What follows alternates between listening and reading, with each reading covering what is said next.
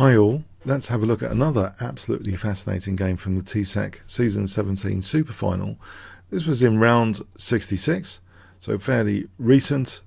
Let's have a look at this. D4 from Leela, and the opening scenery set is actually after bishop g7, the king's Indian defense. The book was ended here. Perhaps if there wasn't bishop g7, you never know, Stockfish might have elected the Grunfeld defense with d5. But bishop g7 is another hypermodern opening, popular in the eras of Kasparov and Bobby Fischer, one of my favourite openings, and in fact I started playing it myself because of Kasparov and Fischer. We have e4, so Leela accepts that invitation to occupy the centre. d6, Kramnik doesn't think too much of the king's Indian defence because he does see it as a sort of invitation for white having better central control and more space. But it can offer fantastic attacking games and counterplay. Bishop e2, black castles, knight f3, we have e5. White castles, and now Stockfish chooses quite a rare bird move actually. E takes d4.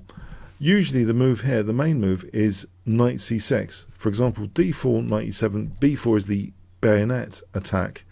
That has overtaken, it seems, in recent years, the popularity of the old main line move, which used to be knight e1. So for example, knight d7, bishop e3, and it's a very exciting game in view. So e takes d4, a less trodden path. Knight takes d4, we have rook e8, f3, knight c6. So Stockfish has elected for direct piece pressure. Knight c2, knight d7, bishop e3, and here comes a very, very interesting and committal decision. Can you guess the kind of outrageous move, and you will consider this outrageous if you're a King's Indian player, that Stockfish played in this position? If I give you 5 seconds to pause the video, give yourself minus 500 points if you think this is also a good move. Okay, for minus 500 points, because really any self-respecting King's Indian player, in my view, should follow Kasparov's advice that only part with your King's Indian bishop unless absolutely required. But Stockfish does play this, bishop takes c3, and really deserves to suffer a horrible, painful game after this.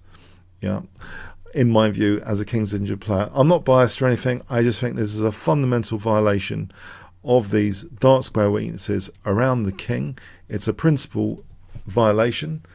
The notion that you can play any move depending on the position is interesting if you're a supercomputer with enough calculating capability to calculate all the atoms in the universe every second. If you can't do that, such a principal breaking move is going to be fraught with some long-term risk later in the game usually. So we have b6. This actually has occurred, this position, in an over-the-board game, believe it or not, with knight c5, and it was Jelishvili 2360 against Grimfoss. Sorry, with the black pieces, Jelishvili, he actually managed to win against Milanovic, who was 2510. So that game was quite interesting actually, but maybe isn't a stunning example. Black did manage to win in 60 moves. I mean, to some extent, maybe it's a playable position, but we saw in that game knight c5, here b6. In one respect, it seems as though, well, this is like a bit like a Nimzo Indian, isn't it? You've doubled the pawns, there's a blockade on c5. Okay, let's see. Knight b4, inviting to straightening out the pawns. Black didn't oblige. Knight a5, bishop h6. So an ominous stare initially at the dark squares, rather crudely, g7. And again, after knight c5, rather crudely looking at g7 to checkmate. Leela is saying, I'm going to get you. Not now, this is just the tease, this initial scan of g7, but you know what's going to come later. Knight e6, defending g7 and attacking the queen. So that's a clever knight retreat. The queen goes to f2, keeping on dark squares. So c6, rook a e1, knight c5, we have the move h4, betraying the idea that actually white has opportunities to further undermine the king safety of black. This pawn chain maybe not entirely solid in the future. Queen f6, We have rook c1, which does technically protect that pawn. We have bishop d7, rook fe1, knight ab7, now knight d3. Knight takes, bishop takes, queen e5, rook cd1. So saying to Stockfish, do you want this pawn? Because maybe this diagonal is going to be useful for this bishop. So if you want it, have it. But Stockfish played f6. If queen takes c3 as an example, let's see the potential backfire. Bishop c1. So with the idea of coming back to b2, and that would be an absolutely fantastic diagonal for that bishop. So say knight c5, but technically, okay, that's a threat to be parried first. But then once bishop b2 has happened, white can claim a big advantage, in fact. So this is going to be difficult for black. There are technical ways to defend, but white's doing very well there. So f6 anyway, not taking the pawn. Bishop c2, knight d8, again not taking the pawn. We have c5. So white is playing a very interesting move to open up this diagonal as well. Knight f7 is played.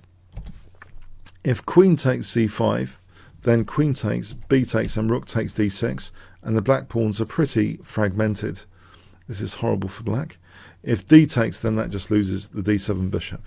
So after c5, knight f7, hitting the bishop does go back to c1, as if saying, you know, I might be using this diagonal one day.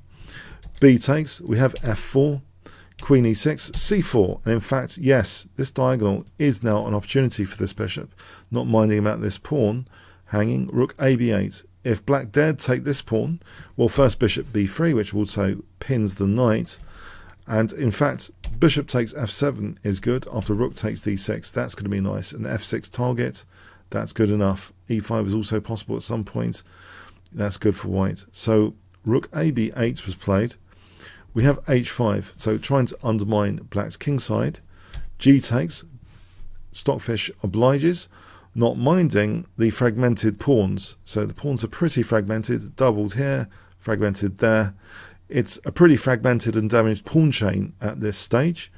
If king h8, then hg, f5 is actually rather unpleasant for black anyway.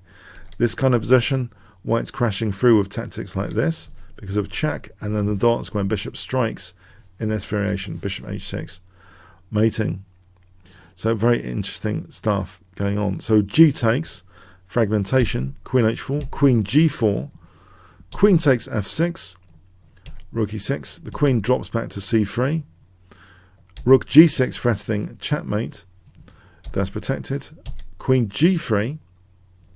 You might think, what about this pawn? If queen takes f4 here, actually strong is e5, opening up that bishop.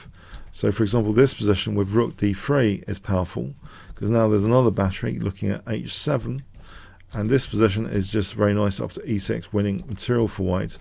That extra piece is probably worth more than the pawns. So queen g3 for a moment, rook e3, and we get a similar scenario now. So e5, taking the exchange here, and now rook takes e5. So white is winning a piece anyway in this main line of the game. So the question is, can this bishop be more advantageous than all of those pawns? It's 3 pawns for white, 1, 2, 3, 4, 5, 6 for black. So the bishop versus 3 pawns, but there's a nasty pin protecting now. Now bishop g5, okay, taking another pawn. So now these pawns are stacking up, are they? 3, 4, 5, 6. One thing about this pawn chain, it's pretty fragmented. Leela knows that, it seems, instinctively. So not too worried because of that fragmentation, perhaps. Rook d6, rook g4. We have bishop f6, rook e4. Stockfish clinging on a bit to pawns. a3. You have c4. Rook takes c6, king f7. Bishop moves. Check. Rook a1 takes this. Rook takes c4. Rook takes a3. Check. Check. Check. Rook e6. We have now check. Rook c7. Rook a4. Check. Rook g7. Yes, the pawns are big targets. The king steps away for a moment from immediate check with rook g4 there. We have a5. Here, if rook g4 anyway, then there's rook takes a7 anyway. So a5, Rook takes g6, so these pawns are well and truly fragmented now. So is the bishop superior to them? So trying to nudge that rook away from protecting a4 there. Okay, bishop hanging around on key diagonals, hanging around looking at e5. Okay, a bit of playful high-level maneuvering, shuffling. And the king comes up to put pressure on h5. Now taking this, swapping, potentially or not, it's actually setting a tactical trap. That pawn cannot be taken. King f7 was played. If rook takes g2, then there's rook g8 check, winning that rook. So yes, white is getting these pawns back. King h3, so only one pawn down with the extra bishop. Is this convertible? Well, Leela does have table base installed, of course, so that does help. So this is actually a winning endgame technically, and a few more moves are played, but white is essentially a piece up, and this is pretty plain sailing. Okay, here it was resigns finally. Both sides thought it was absolutely winning for white now. A bishop and a pawn up, 1-0. So a pretty strange game. It seems there's an interesting pattern emerging from some of these Stockfish losses, which is this volunteering of the dark square bishop in particular, especially when you've just committed to dark square weaknesses. It seems strange to give up that bishop, which was the guardian essentially of the dark squares. And yeah, there are quotes about this. Kasparov has given concrete tips about this, not doing this with too much pleasure, giving up your guardian bishop in the king's engine when you play pawns on, you know, like with the g6 move. These squares, yeah, it's just a very interesting move that was played in that game. Quite vivid example of a backfire again. So Stockfish giving up the dark square bishop, I felt. Okay. So yes, this clash of styles, it's really showing up some of the weaknesses of both engines. A really hard fought match. Some people are describing it now as a real slugfest. There were like lots and lots of draws in a row, and then this win was after that draw fest. So it was a welcome break from the draw drought of the match. So at the moment, about 70 games so far have been played at the time of this video. Hope you enjoyed this one. If you want to challenge me for a game, check out kingscrusher.tv, register there, and I'll be able to invite you for a game actually shortly after that, or bit.ly/chessworld.